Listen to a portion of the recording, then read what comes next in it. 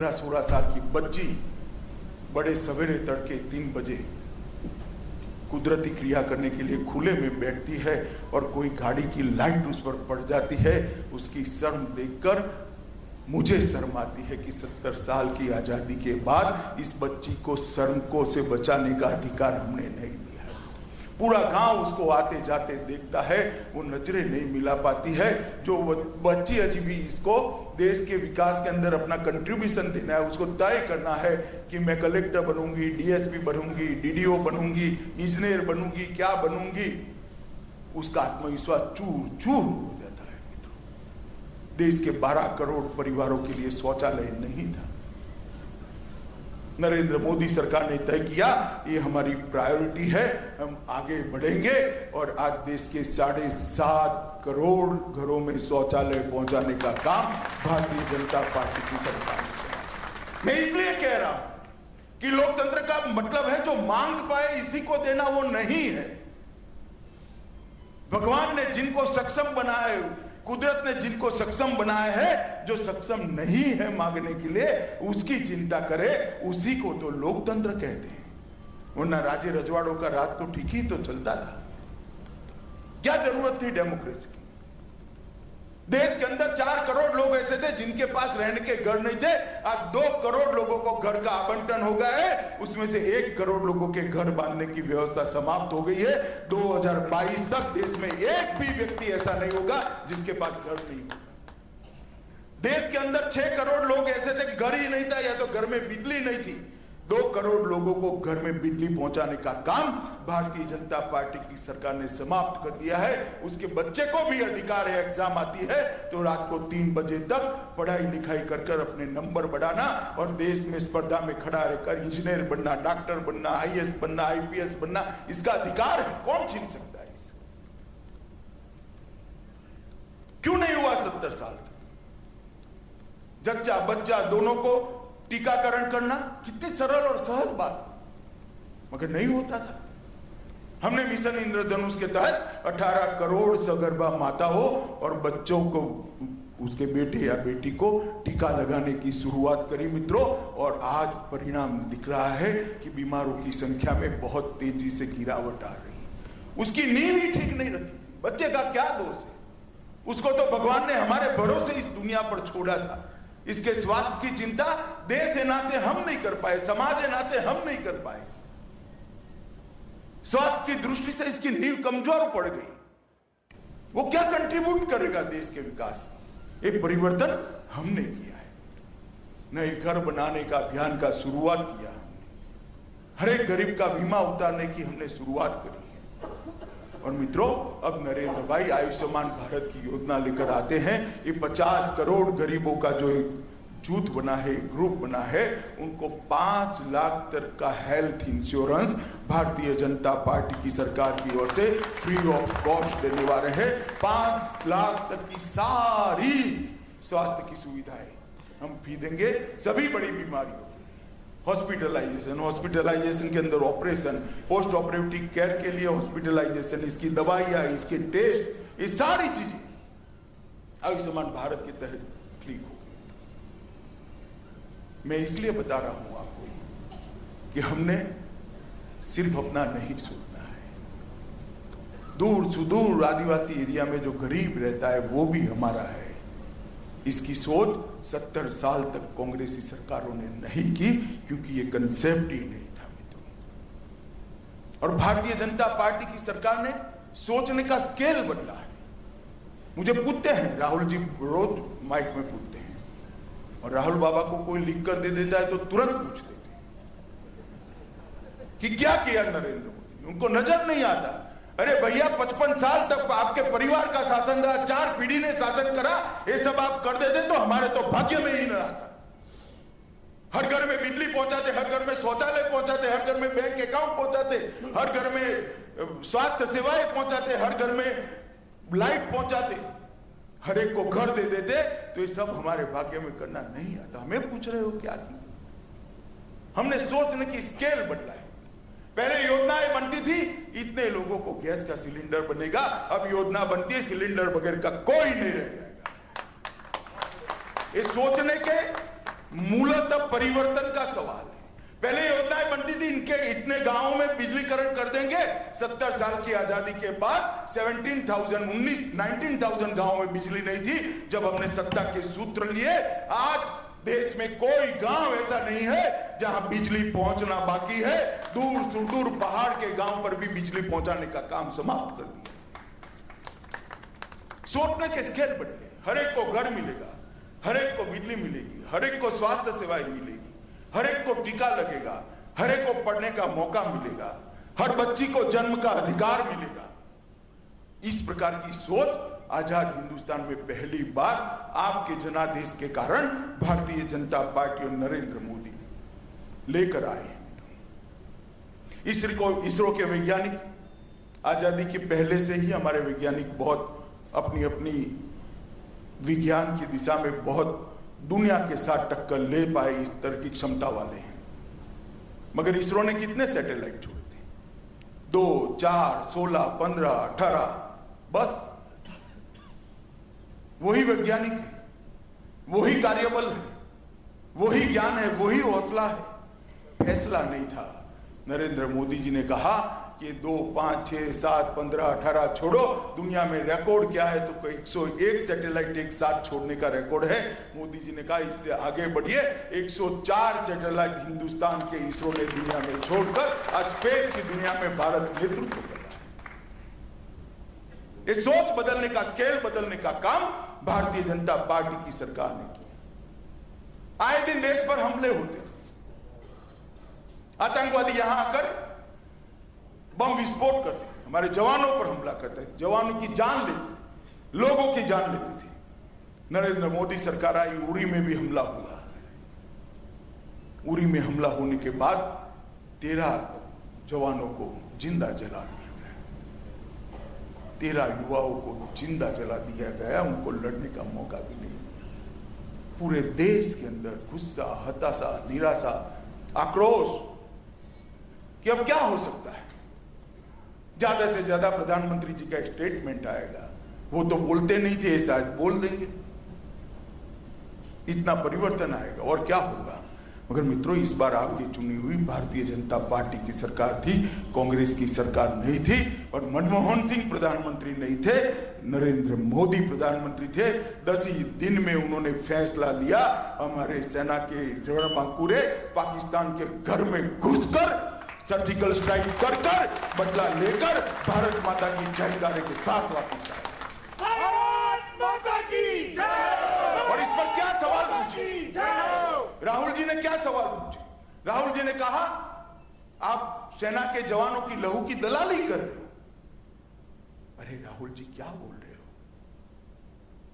जो वीर जवान अपने साथी का बदला लेने के लिए दुश्मन के देश में जाता है, इसकी हौसला अफजाई के लिए भी शब्द नहीं है, इसको शाबाशी देने के लिए भी शब्द नहीं है। मित्रों, मैं बताना चाहता हूं इससे क्या हुआ। उनको समझ आए ना आए, ईश्वर उनको भी समझ दे। इस सर्जिकल स्ट्राइक समाप्त होने के साथ ही पूरी दुनिया में 2 ही देशों का एक लिस्ट था, अमेरिका और इजराइल, जो अपने जवानों की शहीदगी का बदला लेते थे। वो लिस्ट में मेरे महान भारत का तीसरा नाम जुड़ गया कि यहां हाथ नहीं डालते, यहां जवाब नहीं दिया। और डोकलाम में भी देख लिया, चीन की आंखों में आंख डालना कोई कम हिम्मत की बात नहीं है साहब। बहुत सारे ऑप्शन थे, क्या हो जाएगा, क्या होगा, क्या होगा, क्या नहीं होगा। मगर दृढ़ता के साथ ये नहीं होने देना है। मेरी देश की रक्षा का सवाल है, ये फैसला नहीं हो सकता। और वापिस जाना पड़ा। मित्रों, ये नजरिया बदला है। पहले जलवायु और ग्लोबल वार्मिंग के लिए बहुत सारे सम्मेलन हुए। भारत कहीं अंतिम पंक्ति में बिठा हुआ दिखाई पड़ता था। जब रेजोल्यूशन पास होता था तो हाथ खड़े करते थे। पेरिस जलवायु सम्मेलन टूटने की कगार पर आए, हमारे प्रधानमंत्री नरेंद्र मोदी जी वहां पर थे, खड़े हुए और कहा दुनिया में हम सब रहते हैं, हमारी भी जिम्मेदारी है, नहीं चलेगा। और वहीं से पेरिस जलवायु सम्मेलन को नई दिशा देकर आज दुनिया जलवायु और ग्लोबल वार्मिंग की दिशा में भारत को लीडर मानकर चलती है। मित्रों, ये हर भारतीय के लिए गौरव। दाओस के अंदर कई सारे प्रधानमंत्री गए, जाते वक्त उनका पीआर डिपार्टमेंट बड़ी ध्यान रखता था, कब कोई किसी से हाथ मिल जाए तो फोटो खींच ले, बिस्किट खाता हुआ और साथ में चाय पीता हुआ फोटो आ जाए, क्योंकि वहां जाकर कुछ बोलना करना तो था नहीं, नंबर ही नहीं लगता था। इस बार दावोस के अंदर भारत के प्रधानमंत्री गए, अमेरिका के राष्ट्राध्यक्ष होने के बावजूद दावोस की अंतरराष्ट्रीय परिषद का उद्घाटन भाषण देने का काम देश के प्रधानमंत्री नरेंद्र मोदी ने किया। क्योंकि वहां ट्रांसलेशन की व्यवस्था है, पूरी दुनिया को देश की राष्ट्रभाषा में संबोधित कर हिंदी का सम्मान दुनिया में दिग दिगंत तक फैलाने का काम प्रधानमंत्री जी ने किया। और किसी को जरा भी नीचा दिखाए मगर आर्थिक क्षेत्र में हमारे जीवन मूल्य क्या है, हम विश्व के अंदर पर्यावरण को कितना मानते हैं, हमारी वेदों की ऋचा है, हमारी उपनिषद के मंत्र, इसकी हजारों साल पहले चिंता करते थे, वो दुनिया को सिखाकर आकर पूरी दुनिया में भारत का झंडा ऊंचा करने का काम देश के प्रधानमंत्री ने किया। अर्थव्यवस्था की स्थिति यूपीए सरकार में क्या थी, चार आंकड़े ओदे मुंह गिरे, फाइनेंशियल डिसिप्लिन के चारों प्रकार के पैरामीटर्स नीचे गिरते जाते थे। आज सारे पैरामीटर्स अपने फॉर्मेट के अंदर ठीक ठाक। सरकारों के काम का हिसाब अभी अंतिम क्वार्टर का रिजल्ट आया, 8.2% जीडीपी भारत ने हासिल की है। जब ये छोड़कर गए थे राहुल बाबा एंड कंपनी, उस वक्त देश 9वें नंबर की अर्थव्यवस्था था दुनिया में, 9वें नंबर की, और आज 6ठे नंबर की अर्थव्यवस्था बनकर इंग्लैंड को पीछे छोड़ने के लिए 5वें नंबर की तरफ स्पीड के साथ बढ़ रहे हैं। दुनिया में सबसे तेज गति से बढ़ता अर्थतंत्र अगर कहीं पर है तो भारत में है। क्यों बदल होता है, क्या हो गया? जनता का मैंडेट बहुत महत्वपूर्ण होता है। पूर्ण बहुमत दिया आप लोगों ने, हौच-पौच सरकार नहीं दी, गठबंधन की सरकार नहीं दी। हालांकि हमने बनाई गठबंधन की सरकार है, मगर भारतीय जनता पार्टी के साथ पूर्ण बहुमत है। इसके कारण ये जादू हुआ है, और मोदी जी का अनुभव, हौसला और देश के प्रति निष्ठा, इसकी कहीं पर भी बरोबरी नहीं हो सकती। इसलिए देश में परिवर्तन दिखाई पड़ा है। मैं गौरव के साथ भारतीय जनता पार्टी के अध्यक्ष के नाते कह सकता हूं कि भारतीय जनता पार्टी ने इस देश को दुनिया का सर्वाधिक लोकप्रिय प्रधानमंत्री देने का काम भारतीय जनता पार्टी ने, मैं गौरव के साथ कहता हूं, एक परिश्रमी आदमी देने का काम भारतीय जनता पार्टी ने किया है। मेरे देश का प्रधानमंत्री 24 घंटे में 16 से 18 घंटे काम करता है, ना सोता है ना सोने देता है, ये स्पिरिट के साथ काम लेकर जाता है, तब गरीब के घर में जाकर रोशनी पहुंचती है। हमने प्रामाणिक प्रधानमंत्री देने का काम किया है। कितने घपले, घोटाले, भ्रष्टाचार कितने होते थे, एक भी घोटाला भारतीय जनता पार्टी के समय में नहीं हुआ है। और मित्रों, अभी अभी आपने कल दिल्ली हाईकोर्ट का जजमेंट देखा होगा नेशनल हेराल्ड मामले में। उन्होंने कांग्रेस के प्रमुख नेताओं को कहा कि जी इनकम टैक्स की बात ठीक है, आप जाकर ये टैक्स भरने के लिए अगर नहीं भरना है तो तर्क क्या है वो वहां बताइए, बचने के लिए यहां आने की जरूर नहीं है। 249 करोड़ टैक्स छिपाया गया, 249 करोड़। और ये मैं नहीं कहता, अर्जी भी हमने नहीं की, अर्जी उन्होंने की, दिल्ली हाईकोर्ट ने जजमेंट दिया है कि वहीं जाकर आप बात करिए, यहां आने की जरूरत नहीं है। मित्रों, 90 लाख का लोन कहां से आया, इसका कोई जवाब नहीं। किस प्रकार से पारदर्शिता से सरकार चलती। भारतीय जनता पार्टी का शासन आने के बाद इनकम टैक्स भरने वालों की संख्या दुगनी हुई है, और इनकम टैक्स 6 करोड़ से बढ़कर 10.2 करोड़ तक पहुंचा है। पहले कहां जाता था भैया, हमने रेट तो बढ़ाया नहीं, कहां जाता था। भारतीय जनता पार्टी ने जो शासन किया है, इसके कारण देश का बजट समृद्ध हुआ है। सबने, हर सरकारों ने खर्चे किए थे, हमने आमद बढ़ाने का काम, आमदनी बढ़ाने का काम किया, और जो आमदनी बढ़ी उसका जिस पर अधिकार था वो गरीब के घर में भेजने का काम भारतीय जनता पार्टी की सरकार ने किया है। मित्रों, अभी नरेंद्र मोदी सरकार ने आंगनवाड़ी कार्यकर्ता और आशा बहनों के लिए भी बहुत बड़ा रियायत का एक पैकेज दिया है। आशा बहनों के मानदेय को 2 गुना किया है और आंगनवाड़ी बहनों के कर्मचारी बहनों को 3000 मिलता था उसको 3500 किया, 2200 मिलता था उसको 4500 किया, 3000 मिलता था उसको 4500, 2200 जिसको मिलता था उसको 3000 और सहकर्मी जो 1500 ले रहे थे उसको 2200 करोड़ रुपया पहुंचाने का काम किया और आईसीडीएस और सीएस के जो काम करेंगे उनको और 500 रुपया लेकर उसको 2 लाख का बीमा देकर सुरक्षित करने का काम भी भारतीय जनता पार्टी की सरकार ने किया है। मैं बहुत बधाई देना चाहता हूं। कितने सालों से इतना बड़ा वेतन में वृद्धि, उनके मानदेय में वृद्धि नहीं हुई। जो छोटे छोटे गरीब बच्चों को स्कूल जाने की आदत डालते हैं, एकदम प्राइमरी शिक्षा, प्राइमरी से भी आगे की केजी की शिक्षा देने का काम करते हैं, वो बहनों के जीवन स्तर को ऊंचा लाने के लिए किसी ने नहीं सोचा था। भारतीय जनता पार्टी की सरकार ने आजादी से अब तक सबसे बड़ी बढ़ोतरी करने का काम नरेंद्र मोदी सरकार ने कर करोड़ों आंगनवाड़ी बहनों के जीवन में एक नया प्रकाश डालने का काम किया है। मित्रों, मैं मानता हूं कि ये बहुत बड़ी उपलब्धि है। मित्रों, अभी अभी कुछ मसले ऐसे हुए हैं जिसने देश की सुरक्षा के लिए गंभीर सवाल खड़े किए। आप सभी जानते हैं कि बांग्लादेशी घुसपैठिए देश में बहुत बड़ी समस्या है। बांग्लादेश की लड़ाई के बाद और आजादी के तुरंत बाद बहुत सारे बांग्लादेशी देश में घुसकर आए। आसाम के अंदर आंदोलन हुआ, 800 से ज्यादा जवान शहीद हो गए। 85 में कांग्रेस ने एक समझौता किया, आसाम एकॉर्ड नाम से प्रसिद्ध हुआ वो समझौता। इसके अंदर 3 डिमांड थी। इसके अंदर 3 डिमांड थी। भाई उनको डिटेक्ट करिए, बाद में डिलीट करिए मतदाता सूची से और बाद में डिपोर्ट करिए। तो डिटेक्ट, डिलीट और डिपोर्ट ये आसाम एकॉर्ड का पहले का एक कारण था। तो एनआरसी बनाने की बात आई कि सब कम से कम भाई इसको डिटेक्ट तो करिए, जानकारी तो लीजिए। नहीं होता था। यूपीए सरकार रही तब तक नहीं हुआ।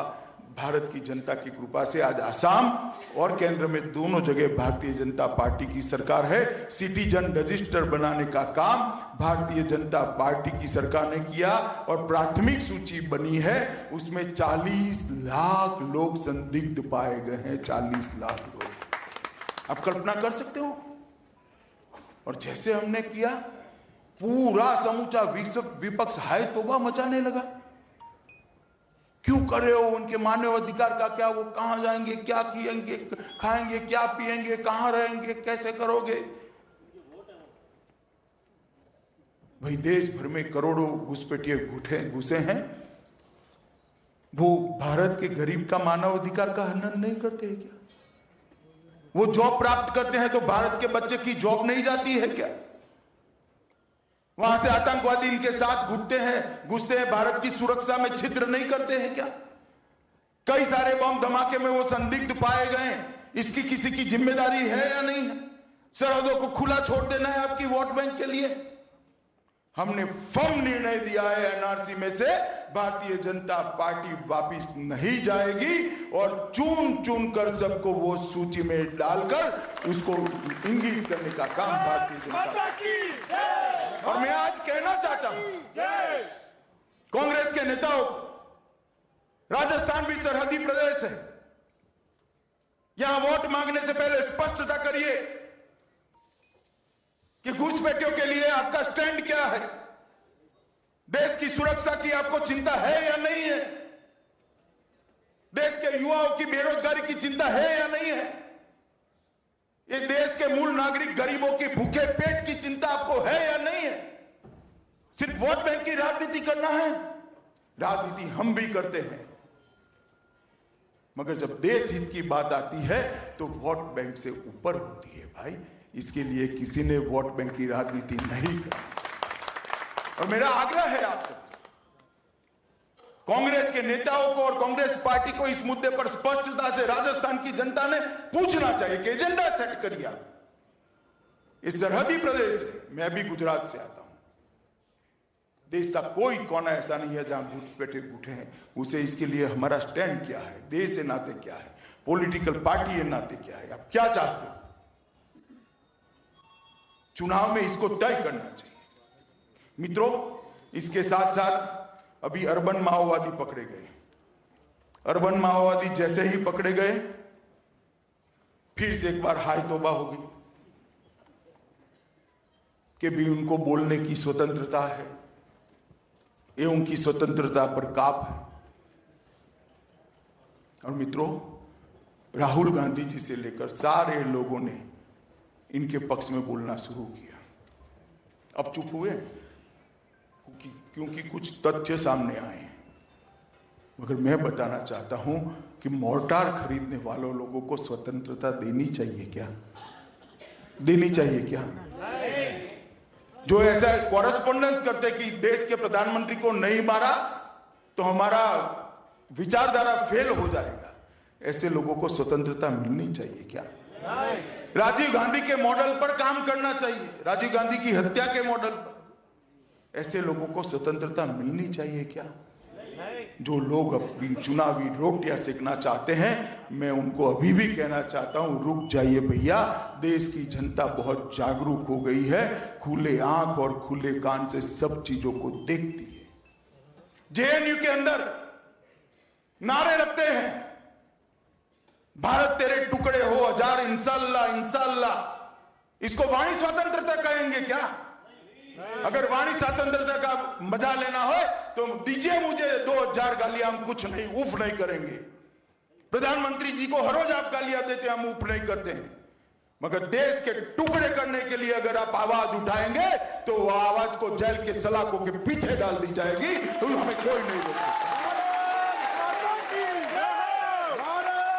किस प्रकार का लोकतंत्र चाहते हैं? लोकतंत्र देश के लिए बना है, देश की जनता के लिए बना है। इसके अंदर ही जो विघातक परिबल है लोकतंत्र के माध्यम से, उसको बढ़ावा देना, ऐसा नहीं कर सकते। कोई देश दुनिया का नहीं कर सकता। और जो कह रहे हैं कि करना चाहिए, उनको मैं करबद्ध निवेदन करता हूं कि दुनिया के कठोर कानूनों को पढ़िए। आप देश की रक्षा के लिए so called human right champions कंट्रियों ने क्या कानून बनाए, उसको पढ़िए।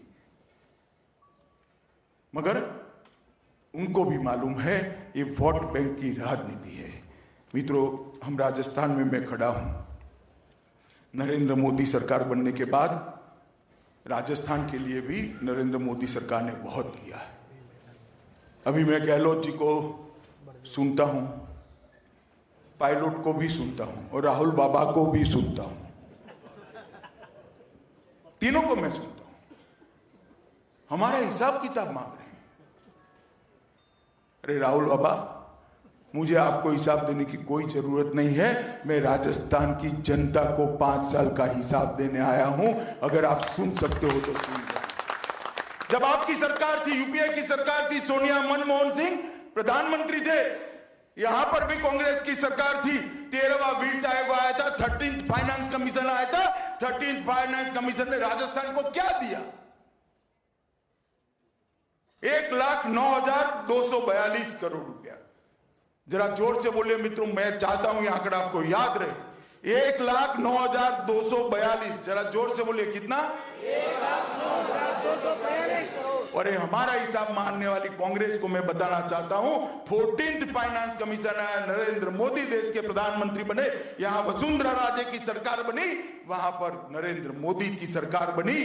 14th फाइनेंस कमीशन में 1,09,242 करोड़ के सामने 2,63,580 करोड़ रुपया राजस्थान को देने का काम हमने किया है। पाई पाई का हिसाब हमारे पास, पाई पाई का हिसाब। आप क्या हमसे हिसाब मांगते हैं? हम सार्वजनिक जीवन में जब जनादेश लेने के लिए जाते हैं, पाई पाई और पल पल दोनों का हिसाब देते हैं। 5 साल हमने क्या किया और 5 साल में जनता के लिए हमने क्या खर्च किया। आप हमें क्या हिसाब पूछोगे?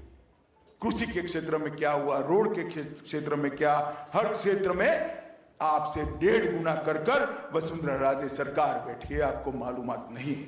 इसके अलावा केंद्रीय योजना में रिफाइनरी वगैरह में 36,000 करोड़ रुपया और दिया गया है। 3 खानों की नीलामी में 17,000 करोड़ रुपया और दिया गया है। डिस्ट्रिक्ट मिनरल फंड 2,000 करोड़ रुपया और दिया गया है। उज्ज्वल डिस्कॉम 21,000 करोड़ रुपया और दिए गए हैं। कुल मिलाकर 88,000 करोड़ रुपया और ज्यादा देने का काम भारतीय जनता पार्टी की सरकार ने राजस्थान में। मुद्रा लोन 46 लाख युवाओं को 30,449 करोड़ रुपया। 4 स्मार्ट सिटी 771 करोड़ रुपया। हृदय अजमेर शहर 40 करोड़। अमृत मिशन में 29 छोटे छोटे शहरों में 1612 करोड़। स्वच्छ Bharat mission 409 crore. Urban transportation 61 crore. Eklavya model residential school tribal area में 2433 करोड़। मुद्रा स्वास्थ्य प्रबंधन कार्ड 457 करोड़। प्रधानमंत्री आवास योजना गरीबों को आवास 220 crore. Border area development programme इसके अंदर 40 करोड़। पुष्कर और अजमेर के विकास के लिए 38 crore. Desert circuit Sambhar lake 64 crore. मंदिरों के विकास के लिए 91 करोड़। और स्पिरिचुअल सर्किट, राजस्थान के अंदर स्पिरिचुअल सर्किट भी बहुत बड़ी सर्किट है, इसके लिए 94 करोड़ और 36,900 करोड़ रुपया, मतलब 37,000 करोड़ रुपया देने का काम भारतीय जनता पार्टी की सरकार ने किया। इसके अलावा 37 लाख गरीब महिलाओं को गैस दिया है। प्रधानमंत्री कौशल विकास योजना के लिए 2.6 लाख लोगों का स्किल डेवलपमेंट किया है। 12 लाख आवास पूर्ण कर दिए गए हैं। स्वच्छ भारत मिशन में 80 लाख शौचालय बनाए गए हैं। सॉइल हेल्थ कार्ड किसानों को 101 करोड़ 21 लाख दिए गए हैं। प्रधानमंत्री सुरक्षित मातृत्व अभियान में 14 लाख गर्भवती महिलाओं की इंस्टीट्यूशनल डिलीवरी कराने का काम हुआ है। प्रधानमंत्री जीवन ज्योति बीमा योजना 12 लाख लोगों का उतारा गया है। सुरक्षा बीमा योजना 46 लाख और अटल पेंशन 3.99 लाख। और हमारा हिसाब मांगते हो, इसका आधा भी 10% भी मिला लो, हम मैदान छोड़ देंगे भैया। आपने कुछ नहीं किया है 70 साल तक, और एक ही परिवार की सरकार 55 साल तक चली, आप कुछ नहीं कर पाए। हमने 5 साल के अंदर कर पाए हैं, क्योंकि 2 डबल इंजन ग्रोथ कर रहे हैं। डबल इंजन का मतलब है यहां पर भी आपने वसुंधरा सरकार बनाई, ऊपर भी आपने नरेंद्र मोदी सरकार बनाई। वो दोनों इंजन लगकर राजस्थान को स्पीड से आगे ले जाने का काम ये भारतीय जनता पार्टी की 2 सरकार है। मित्रों, वसुंधरा राजे सरकार ने भी ढेर सारे काम करे। नवीन सड़कों के निर्माण में 7,000 करोड़, पहले 2,000 करोड़ था। नवीन राज्य के लिए राजमार्ग के लिए 5,262 राजमार्ग घोषित किए, पहले सिर्फ 174 थे। गांव की सड़कों के लिए 5,814 सड़कों को गांव को जोड़ा, पहले सिर्फ 2,000 थी। ऊर्जा विभाग के अंदर उत्पादन क्षमता के अंदर भी 1,000 मेगावाट का बढ़ोतरी हुआ। सौर ऊर्जा के उत्पादन के अंदर 1,000 मेगावाट का बढ़ोतरी हुआ। बिजली कंपनियों को आर्थिक सहायता 1,30,000 करोड़ दी गई। पेयजल परियोजनाओं पर 19,000 खर्च किया गया। 1 करोड़ 15 लाख साइकिलें गरीब बच्चे और बच्चियों को दी गई। माध्यमिक शिक्षा और उच्च माध्यमिक विद्यालय 6,380 खोले गए। ढेर सारी, मेरे पास पूरा इसका सूची है, और ये हमारा हिसाब मांग रहे हैं। मित्रों, हम राजनीतिक जीवन में सूचिता के साथ, स्वयं शिस्त के साथ और लोगों को समर्पित रहकर जीवन जीने वाली पार्टियों में से एक पार्टी भारतीय जनता पार्टी के कार्यकर्ता है। जब भी हम सरकार में आते हैं, देश का विकास बढ़ता है। जब भी हम सरकार में आते हैं, देश का गौरव बढ़ता है। जब भी हम सरकार में आते हैं, गरीबों के जीवन स्तर के अंदर एक प्रकार का परिवर्तन होता है। ये बहुत बड़ा परिवर्तन लाने का काम आज भारतीय जनता पार्टी की दोनों सरकारों के माध्यम से हुआ है। मित्रों, दोनों सरकारों के लिए 1 साल के अंदर आपको मैंडेट देना है। नवंबर दिसंबर में वसुंधरा राजे सरकार जो यहाँ पर भारतीय जनता पार्टी चल रही है, उसको मैंडेट देना है। और मई के अंदर, अप्रैल के अंदर देश में नरेंद्र मोदी सरकार चल रही है, इसको मैंडेट देना है। मगर जैसा पहले मैंने कहा, आपसे वोट की अपेक्षा नहीं है, आपसे चुनाव का नैरेटिव सेट करने के लिए। आप मुझे बताइए, ये गठबंधनों की सरकार ने देश का भला किया है क्या? 77 में बनी, टूट गई। वीपी सिंह की बनी, टूट गई। देवगौड़ा जी की बनी, टूट गई। इंदर कुमार गुजराल की बनी, टूट गई। अटल जी की भी गठबंधन सरकार बनी, 1 साल में तोड़ दिया गया। गठबंधन सरकारों ने देश का भला किया है क्या? देश एक दिशा में नहीं जा सकता। नरेंद्र मोदी जी ने 5 साल के अंदर, 4.5 साल के अंदर अथक परिश्रम कर देश को आगे ले जाने का काम किया है। आज दुनिया में कहीं भी पासपोर्ट लेकर, वीजा लेकर चले जाइए, आप जैसे भी कहोगे आई एम फ्रॉम इंडिया, सम्मान की दृष्टि से आपको दुनिया देखेगी, इसकी गारंटी मैं आपको। आज भारत के विकास के प्रति, भारत के भविष्य के प्रति पूरी दुनिया को आश्वस्त और आशान्वित करने का काम नरेंद्र मोदी सरकार ने किया। इसमें कोई ना नहीं बोल सकता, हमारे विरोधी भी ना नहीं बोल सकते। हमने एक पारदर्शी सरकार चलाई है। इतना परिश्रम करने वाला व्यक्ति कहां मिलेगा दुनिया में? इतना लोकप्रिय नेता कहां से मिलेगा? और इतना लोगों को ड्राइव करने वाला, कल्पना देने वाला व्यक्ति कहां मिलेगा, जिसने 50 करोड़ लोगों के जीवन के अंदर सुगंध भरने का काम किया है, उनके जीवन स्तर को ऊपर उठाने का काम किया है, उनको पहली बार एहसास करा है कि मेरा भी तो बैंक अकाउंट हो सकता है, मेरी बच्ची को भी तो स्कूल में दाखिला मिल सकता है, मेरी बहू को भी कोई टीका लगा सकता है, मेरी मां का मैं इलाज कर सकता हूं, लाइट आने के बाद मेरे बच्चे को मैं पढ़ा सकता हूं।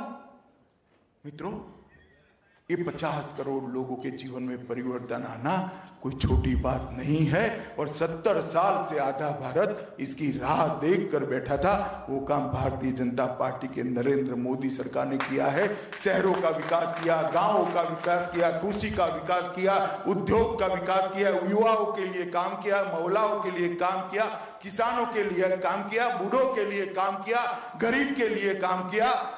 और स्किल इंडिया और स्टार्टअप इंडिया से पढ़े लिखे युवाओं के लिए दुनिया के सामने एक प्लेटफॉर्म बनाकर, उनको ऊंचा बनाकर दुनिया के साथ स्पर्धा करने के लिए हिम्मत देने का काम भी नरेंद्र मोदी सरकार ने किया है।